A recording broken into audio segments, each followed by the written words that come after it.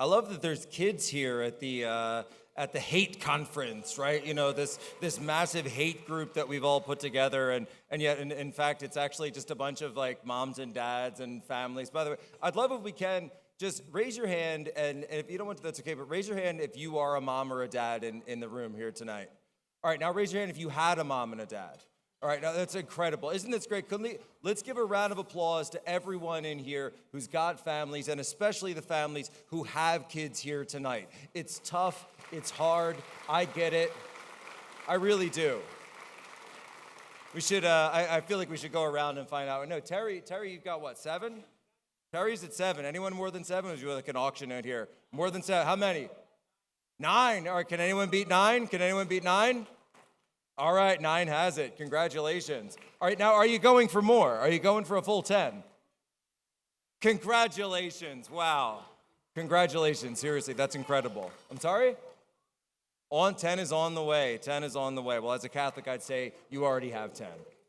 Look, folks, this is what it's all about. This is what it's all about.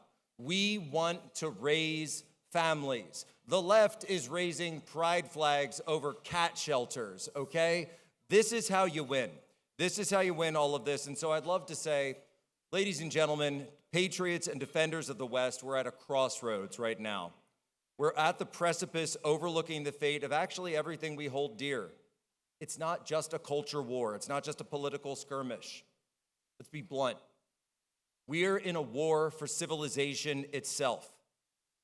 Our enemies want us dead. So take them seriously. Maybe not the 7 out here, but think about it.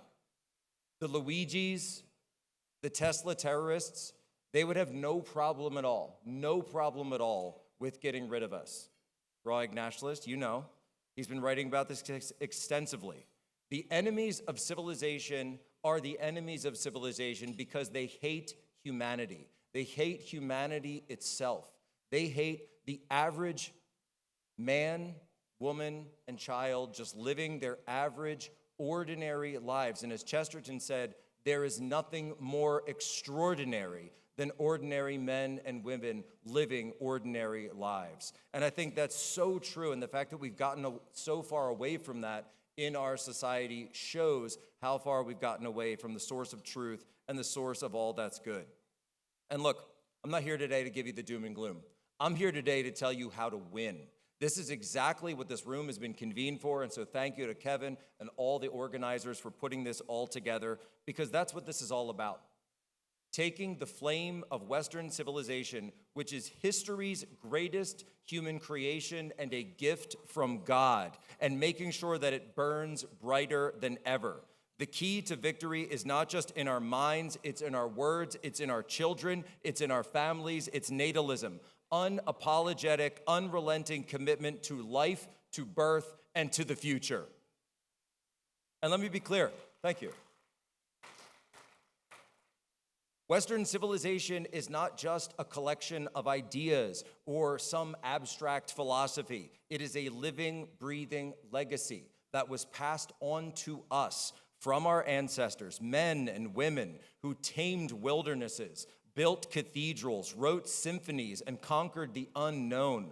From the Parthenon to the Declaration of Independence, from Shakespeare to the space shuttle, the West has given humanity the highest peaks of beauty, freedom, progress. No other civilization in the world comes even close. And it is our duty to preserve it and pass it on, not just through the ideas, but again, through our children.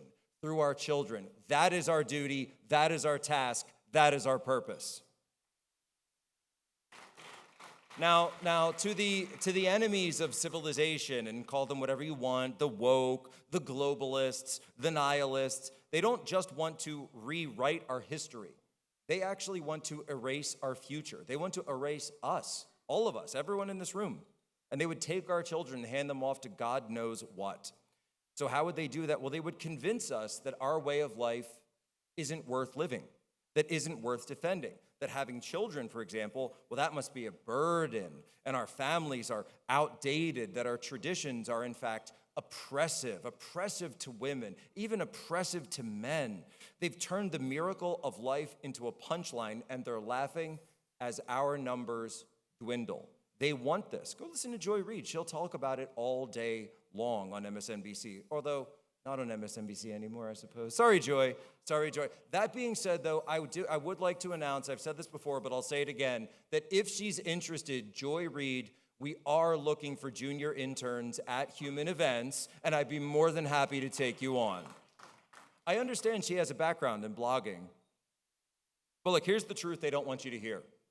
Civilizations do not endure through weakness. They don't survive on apologies or compromise. They strive through strength, through challenge, through power, and a will to say, this is ours and we will not let it die.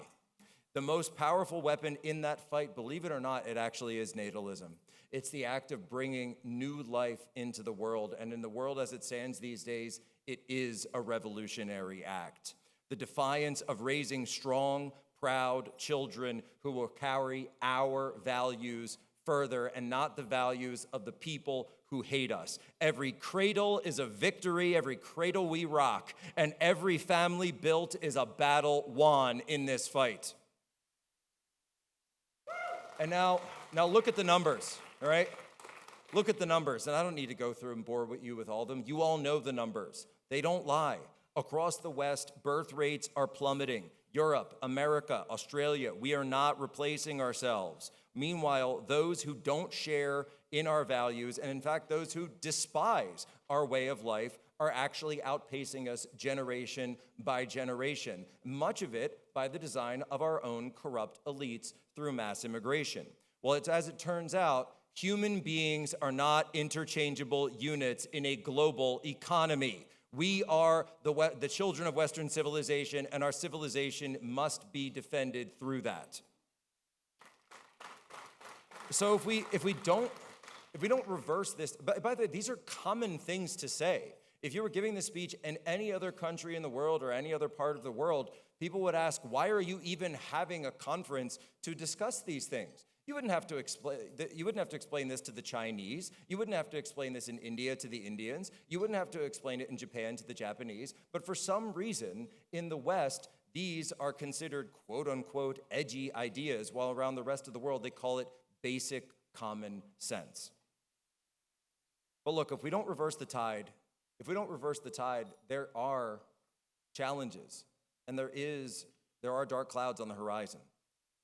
Everything that we have worked for and built, the cathedrals would crumble, the Constitution would fade, the West would become a memory, a footnote in someone else's story. Well, I'm going to tell you, as long as I can try, and as long as I can have a voice for this, and as long as everyone else in the world and everyone else in the room who's in this movement would join in and say, we will not surrender the West to the Tesla terrorists, to the children of Luigi. We will not allow our civilization to become a footnote in someone else's story. Our families deserve better, our ancestors deserve better, and our children deserve better.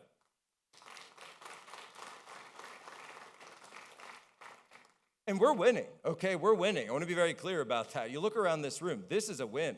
This is a victory. This is not something where we're worried about hiding. I'm right here. Go ahead and write whatever you want about me. You already do.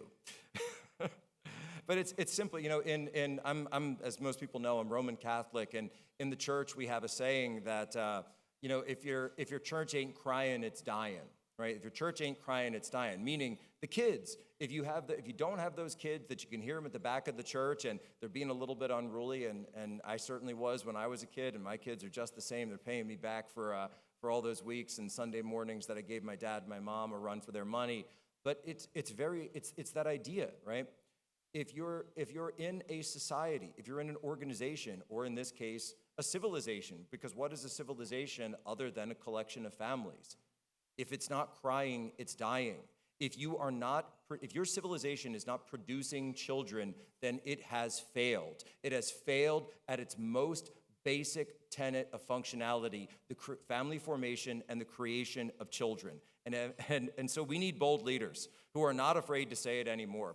We need to incentivize families, reward parenthood through marriage, make it clear that the future belongs to those who show up for it. I'm talking tax breaks, I'm talking cultural pride, real support, not handouts, but an actual system that honors men and women, mothers and grandmothers who do raise the next generation. And let's not kid ourselves. This is going to take strength. It's going to take resolve. The enemies of civilization will not back down because we ask them nicely to. They will only retreat when they see that we are unbreakable, that our numbers are growing, and they are, that our spirit is unyielding. Power is not a dirty word. Power is the currency of survival. So it must be wielded without hesitation, whether it's in our homes, in our communities, in our nations. Western civilization isn't just worth preserving. It's worth fighting for. It's worth living for. It's awesome. It's worth building for. Every child born in this fight is a victory. Every family that stands tall is a declaration. We're not going anywhere. This is a war. And natalism is our sword and shield, and we will not abandon the front line. So I say to you, the assembled patriots and whoever else happens to listen to this, go home, build your families, raise your children to love our legacy. Be the strength that the West needs, because if we don't, no one else will. The stakes are nothing less than everything. This is the war for civilization, and we are going to win it one life at a time. Thank you, and God bless the West.